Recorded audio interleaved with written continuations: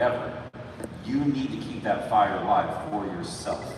And people will find it, regardless of the views. You need to keep that fire going for yourself. If you are feeling stagnant, I mean, when it comes to something that Cyber Shell said, I don't know if it was a podcast or something, but something that always stuck with me is like, if you can't find something to talk about with Sonic, you're not creative, or you're boring, or something like that. There's always something to talk about. But if you want to veer away, because we all have other passions outside of this one franchise, just find another creative outlet. Like, I'm going to be starting a second channel about Ninja Turtles. I'm not going to expect my audience to be like, hell yeah, Leonardo, you know, just because they both are blue. So, I mean, it's equally about, yeah, like they're saying, like, pay attention to what your audience wants, pay attention to what you want equally, and that passion will follow through. I think that spending too much time thinking about the algorithm will hurt you more than it will help you. Once you've found your niche, you're going to have up next. You do need a niche. That's kind of how content creation works. You find a niche and you drill into it. But if you focus so much on the micro trends, how each video is doing just a little bit compared to each one, you're going to stress yourself out. The algorithm's a black box. Nobody knows how it works. Google doesn't know how it works. Twitter doesn't know how it works. No one quite understands. It's not worth your time to analyze it so deeply like that, I think. I think it's better to focus on making your content better, especially when we exist in a super niche space like this, Sonic the Hedgehog. The passion and skill are going to show through a lot more than your ability to play the trends. So for me, I almost never focus on the algorithm. But also I have a full-time job, so I have the privilege of not having to worry about it on YouTube. But either way, I would say my advice for thinking about the algorithm is try to do it as little as you can afford to, personally. Yeah, I think on my end, it's a lot of the mental, because I think like the way that I see things a lot is like, if you're really passionate about something, it doesn't matter what you're talking about. If you're really passionate about it, you will find people who feel the same or who will get pulled in by your enthusiasm and your experience or something. And so I think like, yeah, sometimes you do have to, you know, play something or do something that like might not be optimal or that might be what you want to do. But if you really balance it out with like things that you are passionate about and you really do care about, like people will be receptive to that. So yeah, definitely I feel like you do have to balance it out for sure, but I think if you are doing something that you're not enthusiastic about, like the audience is going to feel that, people around you are going to feel that, so if you're not putting out like your best effort, your best vibes, or you know, feeling that you're best when you're doing something, then people can definitely tell. So that's why it's like, sometimes you gotta do that stuff, but also I think just focus on what makes you happy and what you're passionate about, and people are very receptive to positive emotions like that, and they'll be into it no matter what, so. And yeah, I'll keep it pretty short in my answer, but I think the mentality I've gone with is if you're having fun, your audience will have fun. So your audience will reciprocate the energy you put out, the work you put in, the effort you put in, the time you put in, and the passion you have will reciprocate in the audience because you put it to yourself. Like you watch YouTubers and you can tell when a YouTuber just kind of maybe phoned in a video or whether you see somebody that worked really hard on it and you're engaged and you really like what you watched. I think it comes down to the energy you put in is the energy you're going to get back from your audience. I just wanted to tack on to that, the passion part and having fun. I mean, my community knows, because I'm primarily focused on the live streaming aspect, the game is second. When I stream, people are there for the community, for the neurodivergent mental advocacy. They're there to feel heard, seen, have a good time, and the game is always second. So I always focus on just something that I'm passionate about, whether that day it's just the community and something chill they want to do, or playing a game that I'm into. And I'm not primarily a Sonic creator, I'm retro on variety, so I'll do Sonic one day and Resident Evil the next day. Having fun, being passionate about it, and the community and that time that they choose to spend with me in that moment is so much more important to me than the actual game. And I think that's what keeps a community coming back. Alright, well, ready for the next question, guys?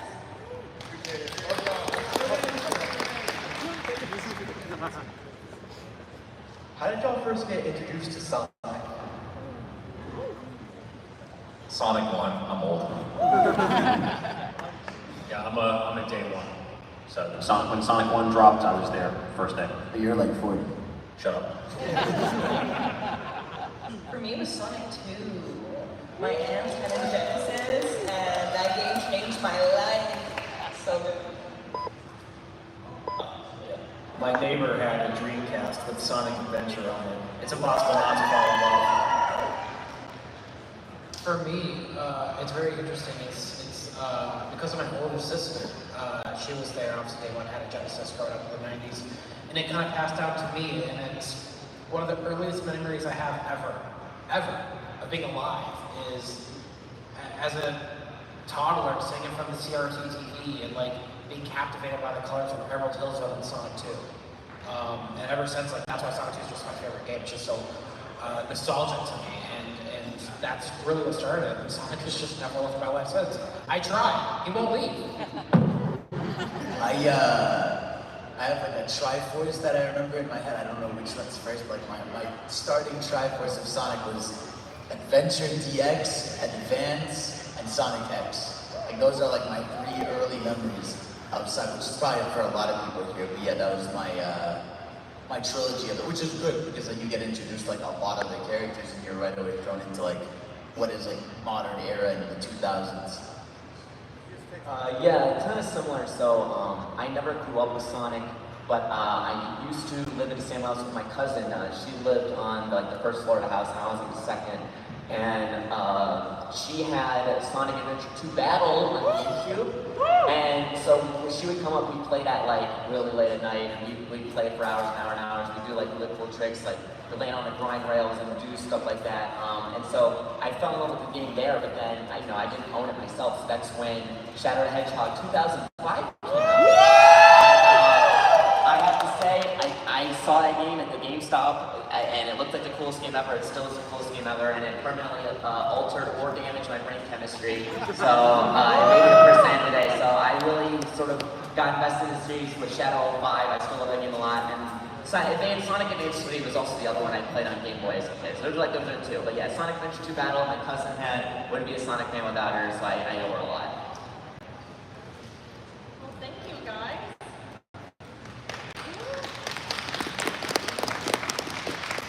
I just went out real quick, I didn't go, sorry. But I'm just excited there's another Dreamcast lover, because Sonic Adventure 1 and 2 on Dreamcast, and I still have my childhood Dreamcast, so go Dreamcast. My question is for Fidel and Sam. I know that Sam just finished watching like all of Dragon Ball, so I was wondering, what do you guys think of Daima, and do you think Daima 2 should come back? I'm so sorry, that rave last night messed me up. I'm gonna need you, and this is for everyone, by the way, try to yell out, try to be a bit louder than Mike, please. Just ask it one more time, I'm so sorry. What do you think of Daima, and do you think Daima 2 should come back? Dragon Ball Daima. Oh, Dragon Ball should come back with OG? No, like, what do you think of Daima, and do you think Daima 2 should come back? Oh, Daima. Yeah. Oh, okay. So far, I only watched episode 1 because, hey, calm down, man. Okay, so I watched all of Dragon Ball. I watched all of the shows and the super movies. So, and then I watched episode 1 actually right before my flight here. I'll say, based on what I saw, I really like it. But I also heard there's like theatrical releases for 1 through 3, episode 1 through 3, so I really want to see it there. I'll just say, like, as a whole, or tomorrow, I'll say, my experience going through Dragon Ball has been amazing. You know, it's like Dragon Ball and Sonic, they're both very synonymous with each other. And I'm so happy I got into the series. It is so fun. Shout out to Evan Ridiculous. He's the one that really, I told him if he watches Avatar, I'll watch Dragon Ball. It wasn't even at all. Avatar was 3 seasons. I had to watch a bunch of different series. But Dragon Ball is amazing. I really like it, and I hope you incorporate it more in my channel. I really liked it. Dragon Ball Z was amazing, and I really like Super. Yeah, no, Daima so far is fire. I love it. I think it's like 4 or 5 episodes in, and what I love about it is like, when Super came out, it was like, it's cool to have Dragon Ball back, but it felt very like, this exists because it's making money. And so you could tell the animation quality wasn't necessarily there. You could tell even like, it doesn't really even start until the Future Trunks arc, right? The first two are just retellings of the movie, and then you get like a little side tournament. But Future Trunks arc and onwards, like, oh shit, this is like dope Dragon Ball stuff. But it's so nice to see Daima because Toei for like the longest time shies away from OG Dragon Ball stuff because it doesn't make them money. Because there's no Saiyans and all that. So for them to be able to do that and have Daima be like a mix of like old school and modern. Whenever we've sat down, like Aru and me and my friends have just been like chilling, watching Daima every episode that comes out. It's exciting because it's like, okay, you have like that old school combat of OG Dragon Ball with the power pool. You have a mix of like this like journey, like they're getting into bar fights, their cars getting stolen. It's like it feels like a little side journey, but that's like such a charm of Toriyama. And obviously with this year's passing of Toriyama, it's been like really difficult. But just having a passion project of his like that, you can tell how much of it like is Toriyama all through it. I love it. Thank you.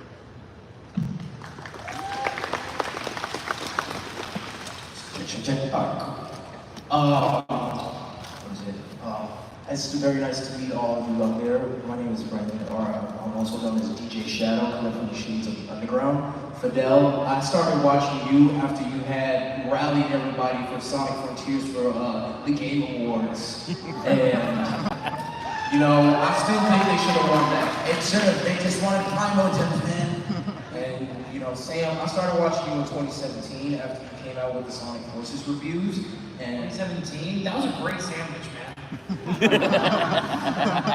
that was kind of my start, because one of my friends sent me a video and I was like, I'll check it out. Ultima, it's good to see another Shadow the Hedgehog fan, as you see tell myself. So I just got to show love for that. My question is, because of, you know, I'm a musician. I've been making music since I was 5, and I started taking it seriously in 2016 when Prince passed away. I had been kind of stagnant on and off because, you know, my father was all like, oh, YouTube has PDF files on there, go get on it. And I was like, you know, that's not the case. And I always kept this sort of like facade with myself of not really being counterproductive and, you know, connecting with other people and being able to, you know, be active in the community and, you know, do what I love doing, which was making music, making remixes and DJing. What do you would say to anybody who's starting off in any type of community, you know, whether it be Sonic, Jet Set Radio, Nights of the Dreams, you know, Dreamcast, or even Classic, or even Sega Saturn, for example? What would you say to them getting into the community and having to expand on their creativity and, you know, maintain a subtle substance? That's a really good question. I would say, like, the coolest thing for me about the Sonic community is, like you said, like the creativity, the passion. I think that everyone is like their own person, right? So you're gonna have your own ideas, your own way of going about things. And if you do things in like your own way and you're enjoying yourself doing it, like I said earlier, like people are gonna be receptive to that. Like if you are like a positive, you know, you're really positive, you want to do things, or you have like a distinct style, or you have your own you know, unique maybe thoughts about something. If you are able to put that down in any sort of creative form and you put that out there, like people will find it and people will engage with it. And I think that's the most important thing. Is just like you gotta be yourself. You know, like just be the positive force that you want to be out there. You know. Yeah, I agree with everything Ultima just said too. I think part of it too, from my experience, it comes from experience. A lot of times you find that creativity and what exactly you want to do with your creative juices. You learn that through your experience, and as time has gone on, you know, in 2017, it was only like a handful of Sonic tubers, but now the scene has exploded in like a bunch of different variety of Sonic tubers. And I think through that, it challenged me as a creator to try to offer something that isn't immediately available that everyone else just makes, you know? So I think it comes from experience. Experience is something that people take for granted. If you don't know what you're doing or what you can do creatively, just start and you'll find your way. When I think about like growing a community and like Sonic community, for example, specifically even, I noticed very early on that Sonic fans just love people playing Sonic stuff. What I mean by that is like, especially just first time playing stuff or just going through these, like, if you put your first time playing Black Knight, people love seeing that. People love, like, people just love people experiencing those games. I noticed that recently because Aru was like the #1 like Sonic hater, creator. Like she plays the game sometimes on stream, but like I see the chat like just loves the first time reactions to like moments that like we grew up with that are like really silly, right? Like if you think, I found you, faker, like to us, it's like, this is peak. To a random person, they're just like, what is this? But I think people like seeing other people's reactions to that, finding out the more, like when you tell somebody, well, Shadow's backstory is that, you know, someone really important in his life died, and he's also an alien, mutated because of a psycho scientist. We're like, oh, okay, well, I guess that's kind of, you know, crazy, but I think people will always be passionate about Sonic stuff in that sense because they just like that the series has so much stuff to it, good or bad, that people just like, I feel like it's a rite of passage. I think everyone at this table would know, like Sonic 06 is like a rite of passage, and like they're waiting for you to play it. You know, they're waiting for you to make the video about it, play it or something. Like that's the holy grail. So I think that's the big thing when it comes to Sonic, is like the community aspect is great because people just like seeing you do Sonic stuff a lot. I guess maybe I could say specifically, since you're doing music. For me personally, a lot of the fan musicians that I know of, I heard it originally through their collab with somebody else. Now I know it can be hard to make collaborations and all, but if you put out good music out there and are willing to, you know, bare your soul, because music really is an expression of the human soul. It's a vulnerable thing to make, it's hard, but if you can put yourself out there and make something that people like, everyone loves music. Everyone will need music at some point. So I would say keep doing your thing, and if you can find someone who needs some music, throw yourself out there. Throw them your demo, you know? Give them like, hey, look at this stuff I made. You never know, you might find someone who will be like, oh, this is exactly what I needed. Let's do it. That's true. I do have your business card, actually. That's the time you will know. I mean, I'm not a musician at all. I'm drama with lunch and stuff like that. Also be open for critique. You have to be open for that. You cannot get in the creative field and have, you know, a thin skin about it. So be open to it, and if you're gonna be a part of a community, before you build a community, be a part of a community. Just, I don't know if anyone else has this with Discord servers or something. I just sometimes have people just pop in, drop the thing in the self promo, and then never speak again. Be a part of the community. Like, know people, get to know people, see what they're doing, see what they bring to the table. Like, building a community means being a part of it. So never lose track of that, especially if you get any kind of. Yeah, the Sonic community is especially amazing, as you can see. So community is powerful. But yeah, it's a very powerful thing. So community, definitely collaborations, definitely a good idea. Yeah. Well, thank you guys. Woo! Great. Here, sorry. Hey, how are y'all doing? Hope y'all having a good weekend. I have a quick question. If you were to start out fresh, like this, you know, you had to go back to day one of doing content creation. You didn't have like the audience you have now. You had to start off all brand new. What would be your plan? How would you go about if you had to just like start it all again, restart it all? I don't know if anyone else has had this, you know, in this career, just being like, oh, I should have, would have, could have with some stuff. I probably would have jumped to the things I know work for me and the things I'm passionate about a lot faster. My first video that blew up was why Hypersonic matters. I was doing YouTube for 3 years before anyone noticed I existed. I just did that to like bridge the gap between a Sonic 3 review and a Sonic and Knuckles review. And I was like, this is something I've always cared about, but nobody else does. Turns out everybody did. So I would just embrace the weird niche stuff that I love to talk about a lot faster. That's probably what I would have done a little bit faster. Honestly, I don't know if this is a silly answer, but like I don't think I would do anything differently, because you just gotta try stuff and see what works for you, what makes sense for you, what feels right to you. Follow your heart, and yeah, like through those experiences. Oh, for the luck, the pun there. But yeah, like just you have to go through it and experience it and see what fits right for you, and that's it. It's all about the passion and hype, and you are the most important part. You gotta be happy with what you're doing and love what you're doing. If I went back with the knowledge that I have now, I would focus more on quality over quantity. When I first started my channel, I was doing daily uploads, sometimes 2 uploads a day, just kind of getting as much stuff to flood the the channel as I could, but I would probably focus more on quality upload instead of just a bunch of throwaway videos.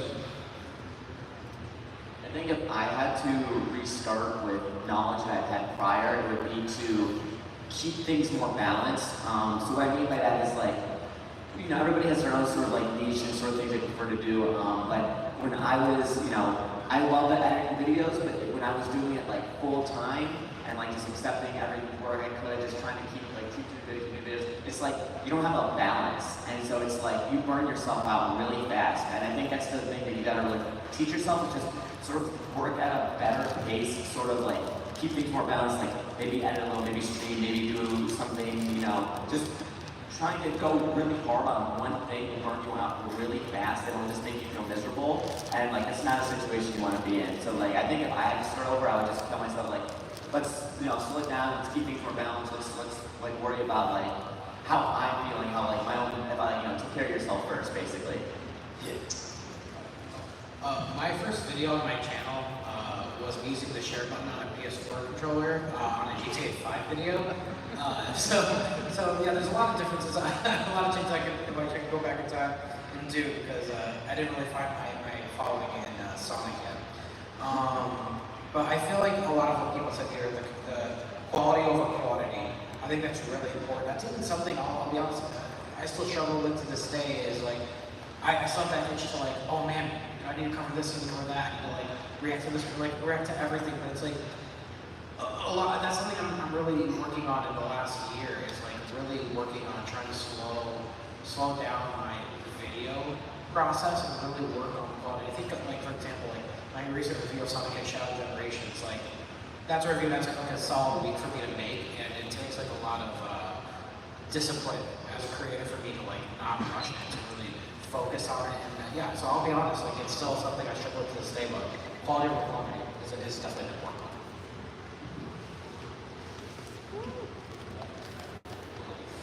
I would stop doubting myself. I did that a lot at the beginning. I'd make a video and I'd be like, is this good? I'd send it to like 3 of my friends, like, hey guys, is this okay? Like, did I totally mess up on this video? I'd be like, no, that's good. Stop doing that. Don't do that to yourself. If you've got an idea, just do it. You'll not come to regret it later. It was usually the videos that I was the most hesitant about that I ended up liking the most after they were published. I just wanted to add, I really like what Jeff said, because I was going to do the cheesy, like I probably wouldn't change anything. But like one thing is that my community is very much built on a place where you can be yourself. And in the beginning, I think boundaries are super important in content creation. But the one thing for me was I don't want to say too strict boundaries, but I was constantly keeping a wall up and not showing genuine sides of me. And over time, I learned it's okay now that I'm mental health focused. I mean, I talk about like depression, I talk about burnout, I'm not 100% positive all the time. Not everyone wants that type of community, but having that genuine connection changed things in my community so much. So I would just opened up a little bit more a little sooner. I would go back and never post that Selena Gomez reaction video. It is iconic. Thank you guys. Yeah, hello, it's me, Sonic. I'm trying to defend this thing. I thought it was a dogger. Anyways, so between Sonic Frontiers, making Supersonic, like showing boss fights, and Shadow Generations, bringing back a whole bunch of elements we thought were lost in the series, what's something like you would want fan service to be the next Sonic? I constantly say that I want to open Zone Angel Island, starring on this. He's made for this stuff. He's made for open gameplay. That's what made him special in the classic days. They had to restrict him, come adventure. Let my boy shine. Let him play. Okay, fan service, I'm gonna be real. When are we getting IDW characters in an official game? Heck yeah! Battle with Surge. They can do it. That would be awesome. Or if they do another Sonic Riders, they're just doing that arc in the comics, just get those characters in there. There's no reason not to. I would love to see how those characters would be adapted to the games and like vice versa, you know what I mean? So I would love to see those characters brought in like that, especially Surge. Like, if I could have like a Frontiers rival battle with Surge, I think that'd be like the coolest thing ever, so. On the topic of bringing things back in fan service, I mean, it's the easiest one. Like, where the hell is a Chow Garden?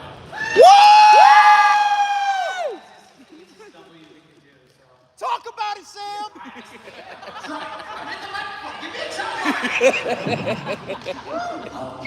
I'm with Sam on that one. Jaguar all the way, but what Ultimate said, I would kill for an IDW style RPG. Woo! Listen, man, if we're doing fan service, where's my super on super fight? Come on, like, give me, just lock in, bro. Give me Supersonic versus Doom-powered Shadow. You know, give me, Blaze with their like super form of the Soul Emeralds versus Knuckles powered up. Like, I want some super fights. I want rival battles on a big scale. You kind of get a taste of that with like the Mephiles fight. Not that he's a rival, but he's like shaped like a Sonic kid. But it's like I want rival battles on the scale of like these Titan fights we're getting in big like mid-fight cinematics. Like we're almost there, but I actually lean in on that. I want an excuse for the characters to fight. Yeah, no disrespect to Sonic Roblox, Speed Simulator, but like, why is that the first place to get the Super Neo Metal versus Super Sonic? This is a really small thing in comparison to all these big asks. I'd really like for the character theme songs to come back in some capacity. I would love It Doesn't Matter. Can you imagine like Sonic enters the game for the first time? You at least just get a little guitar riff or something. Man, I missed that. I would love for that to come back. Like his world. Freedom came back in Shadow.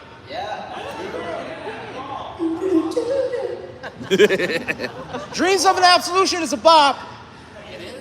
I'm in the era of remakes, and I mean, how things are going. I mean, I want to see an adventure remake. I want to play Big with the Fishing Rod. I want to see Gamma. Where is my? I know people like Omega, but where's Gamma?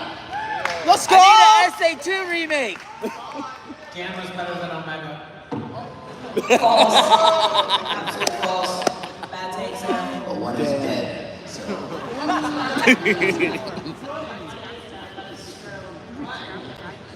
Thank you. All right. I think we have time for 2 more questions. So go. Hi guys, Rick Conquer Castle. Alright, so if all of you were to get up right now, just begin crawling, who would win? Speaking of, We're down. get up right now. Let's go. I can't be moving to the parking lot outside to answer your question. Sam versus Fidel. Who's gonna win? I think Livingston is the big win. Personally, I think I can take on all 8 of you. So 7 of you. My bet's on SpongeBob. All right. For the last question. Who is on the panel? It is Ultima. What is your opinion on your first Sonic? That's what they're asking in the chat right now. Games Cage. Shit. Yeah, game apologist. I can't even remember what my first Sonic video was. I will never forget my And I see first some ever video. It took me, I seen before. it took me like 2 years to finally jump into YouTube. And I tried so many different ways to figure out how I was going to do it. I probably improve the presentation or like the audio quality, this or that, all the stuff I looked at learn along the way. But I'm still really proud. Hey, yo, somebody get rid of that Ty Jackson guy real quick. Too long by the time getting it off, so get off the ground. So I like my first song video.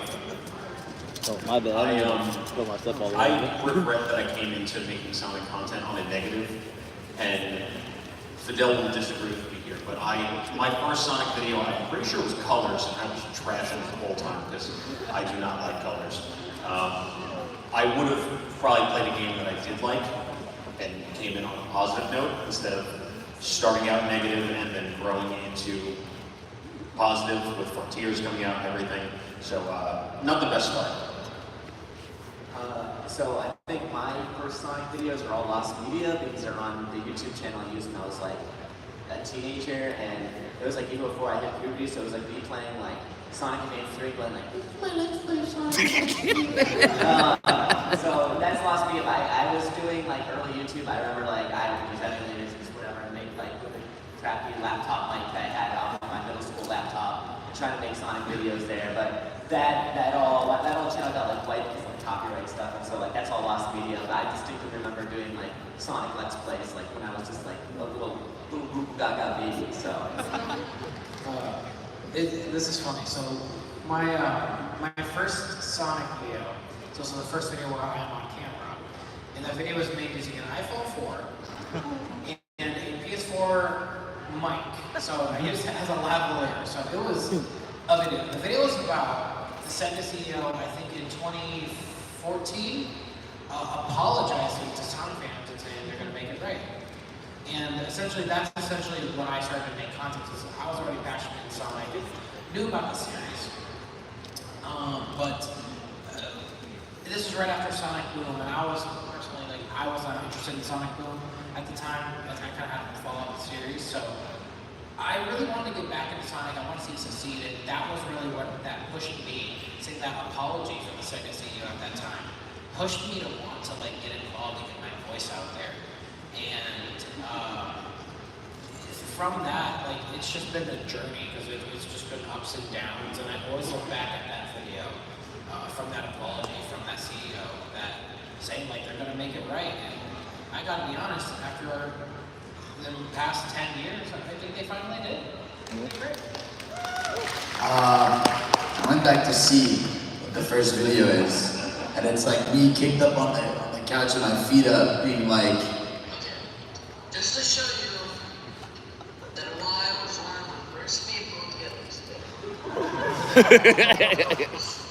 I was flexing that I was the first to download Sonic. I want to point out, like, you're holding up a phone to that, and you're holding up a phone in that video. Oh yeah. So, I mean, there's not really anything I would change, because I was just the kid being like, look, I have an iPod with Sonic 4.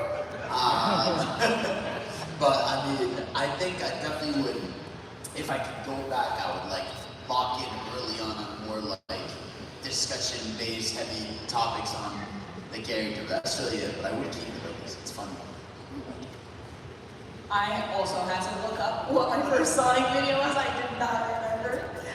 And this is crazy. It's like from 10 years ago when doing reaction videos was kind of like gray area content, because you get like claimed or copyright strike, whatever. So I'm just talking about seeing the first Sonic Boom trailer. And I'm like, Sonic's arms are blue, and just talking about it, because I'm too scared to like show too much of the footage. But it was a fun time. It's silly. I don't have my first like Sonic stream, I can't really remember it. I think my first Sonic video was actually reacting to the Sonic film trailer at the Game Awards. So fairly new, but I definitely was crying profusely, and I'm not ashamed of that. So I checked. My first video on this channel was me riffing on that joke about like the Flash going back in time. No, the evil Flash going back in time to mess with Barry the Flash, but it's like a Sonic. Look, if I made that video now, it would be almost the same as it is, but I hate this video because my voice sounds like garbage. I don't know what I was thinking publishing that. I mean, I'm glad I did, because you have to start somewhere, but oh my god. However, I did say it was the first video on this channel, because actually, when I was much younger, I used to make those kinds of videos on YouTube where people like use the plush toys to make skits, you know what I'm talking about? Hey! So, how do I feel about my first Sonic video? I was 11 years old. That's how I feel about my first Sonic video. Also, nice shirt. Yeah, this is Sonic Expo. Alright guys, that is all the time we have for today, so please give a big round of applause for our content.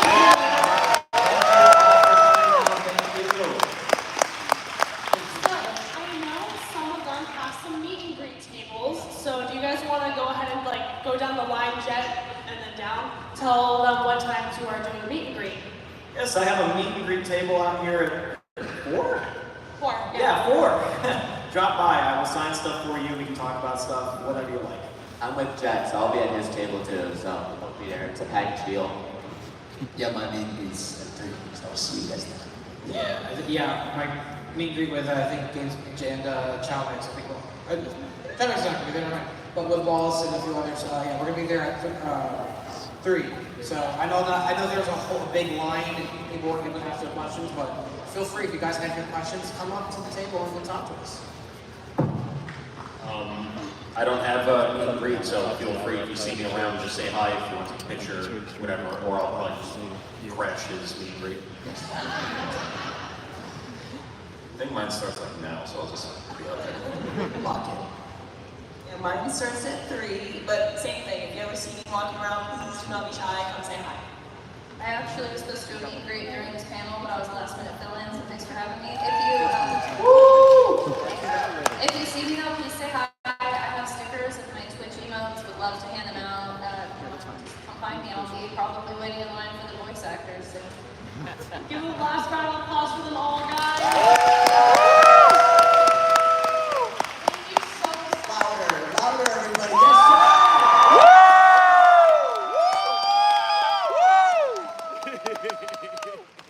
Thank you, everybody, for showing up for the content creator Q&A. Right now, we are getting ready for the voice actor Q&A. We might take a little bit of time setting that up, but we're going to get started as soon as possible. So hang tight, guys. Like I said, the meet and greets, behind that wall, that big wall back there. If you want to meet them, they'll be at their respective times. But yeah, so just hang tight, everyone. Thank you so much.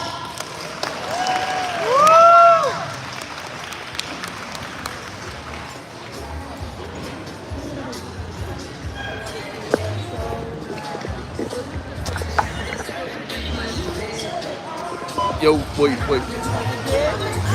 Yeah, I'm just going to end it here, guys, and I'll be back in a bit.